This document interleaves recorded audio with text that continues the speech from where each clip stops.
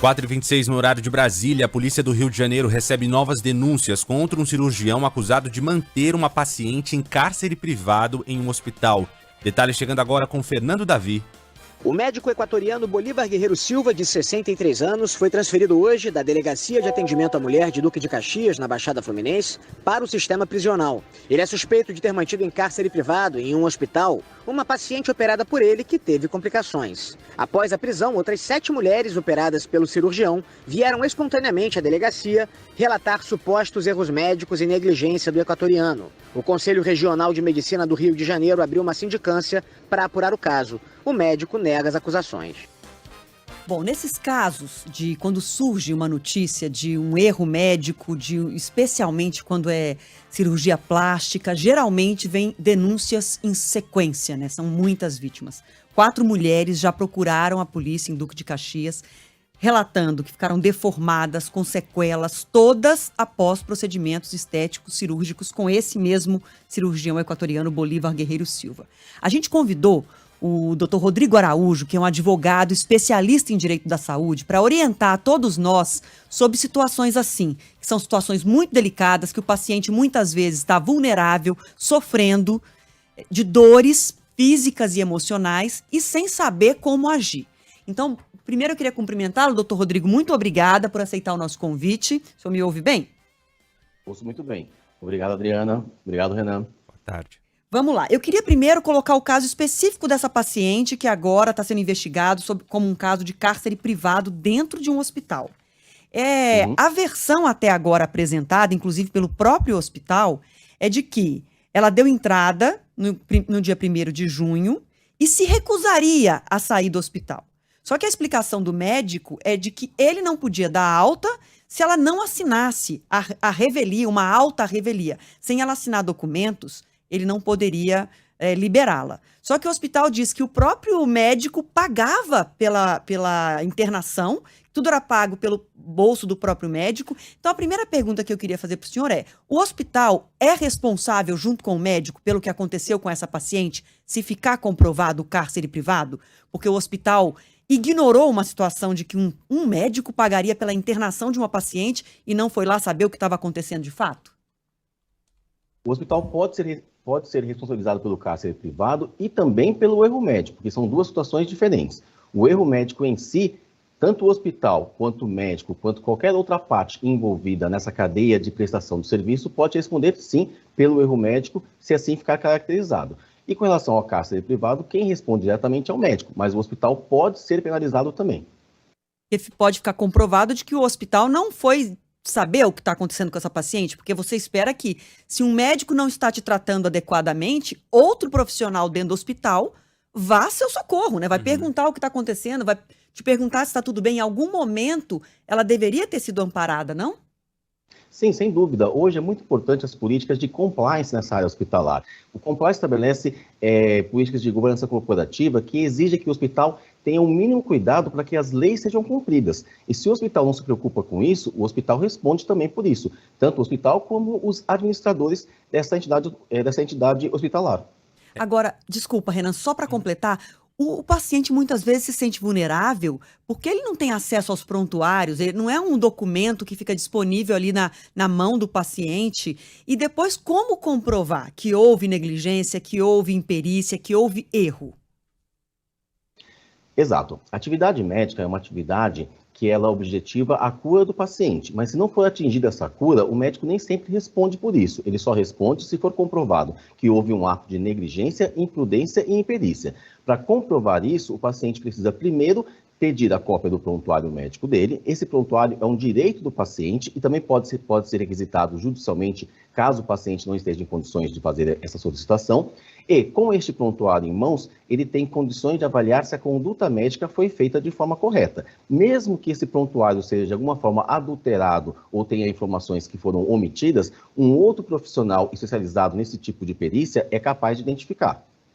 Eu queria fazer uma pergunta que ia um pouco nesse sentido de como comprovar que algo deu errado, até porque muitas vezes nas consultas fica difícil entender o que o médico está falando, ou o enfermeiro está falando, tem aquele meio mediquês, né?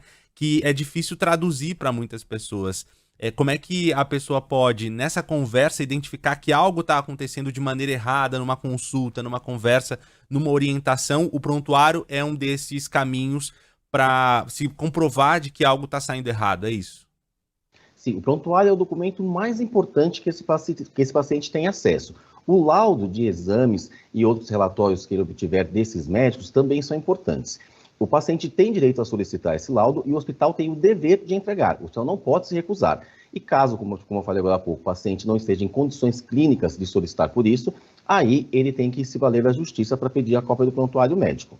Agora, é tão difícil que a própria delegada, que quando chegou lá para investigar o caso dessa paciente no Hospital em Duque de Caxias, Hospital Santa Branca, em Duque de Caxias, que repudiou a ligação de práticas criminosas ao hospital, mas que tem muito a esclarecer ainda, né? Essa delegada, quando chegou, disse que o hospital se recusou a apresentar documentos, dificultou o acesso à paciente, então a delegada diz que há sim indícios de cárcere privado. Claro que agora a investigação tem que continuar. Agora, doutor Rodrigo, vídeo vale como comprovação? Se o paciente está se considerando destratado por alguma razão, vítima de um erro médico, um vídeo registrando alguma situação vale como prova? Se a outra parte não sabe que está sendo filmada, esse vídeo pode ser contestado, mas ele pode ser utilizado como indícios de que há algo errado. Agora, o mais importante, Adriana, é que com o prontuário médico, um outro profissional ele tem condições de avaliar se houve ou não um erro médico. O vídeo em si, muitas vezes, não vai trazer ali elementos que comprovem que há uma falha na prestação do serviço. O que importa mesmo é o prontuário médico, o laudo de exames e relatórios médicos. É a partir desses documentos que um outro profissional vai ser capaz de identificar esse erro. Uma ação de erro médico é uma ação que é muito custosa, uma ação demorada e que exige muita paciência e disposição da pessoa que vai ajuizar essa ação. E, para isso, a gente recomenda que ela, antes de ajuizar a ação, ela se valha de todos os meios possíveis para reunir todas essas provas. Porque uma vez que ajuizou essa ação, o juiz, como é uma pessoa leiga, ele vai nomear um perito médico para analisar esses documentos. Então, um vídeo por si só, muitas vezes, não é a prova mais adequada para identificar o erro médico. Talvez ter uma pessoa acompanhando esse paciente que vai passar por um procedimento, por um exame, seja um caminho. A gente lembra até o caso da mulher que foi estuprada por um anestesista, né, no Rio de Janeiro. Ela tinha o direito de ter alguém ali na sala e há relatos até de outras vítimas em que esse anestesista pedia para o acompanhante da gestante sair, se retirar. Como é que o paciente, a depender do procedimento, da especialidade, do tipo de hospital, de clínica que ele está sendo atendido, como é que ele sabe que ele tem o direito de ter um acompanhante em determinados procedimentos, em determinadas situações?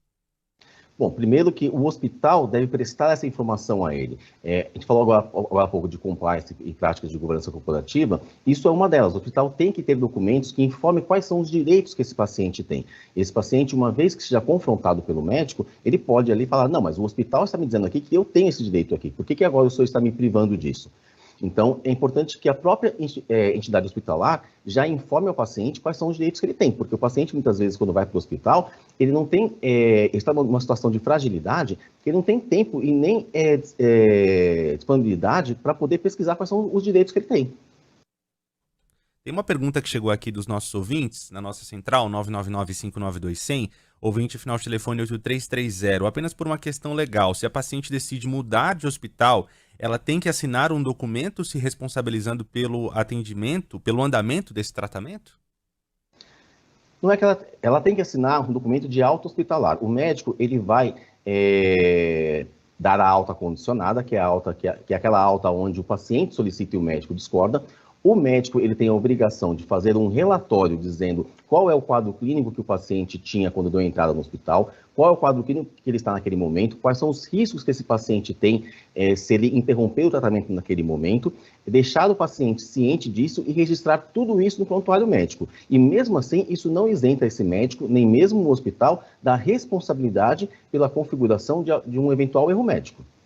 É isso, até porque o médico pode dar um relatório dizendo que a paciente está muito bem. Sim. E para tentar, de alguma forma, se eximir de qualquer responsabilidade, que é o que esse médico do Rio de Janeiro, vamos repetir o nome dele aqui, porque caso alguém futuramente tente procurar por uma cirurgia plástica, Bolívar Guerreiro Silva, está dizendo que a paciente estava ótima, que a paciente tinha que ficar sob os cuidados dele, que estava em plena recuperação E as fotos, que a gente não consegue nem publicar, são horrendas, de um abdômen aberto, necrosando, e os relatos das outras mulheres também indicam a mesma coisa. Mulheres que dizem que estão impossibilitadas de trabalhar pelas sequelas que elas tiveram depois de cirurgias plásticas. Eu quero agradecer muito o Dr. Rodrigo Araújo, advogado especializado em Direito da Saúde, bastante esclarecedora a entrevista. Quando a gente tiver outras oportunidades, a gente pede ajuda para o senhor aqui para a gente entender.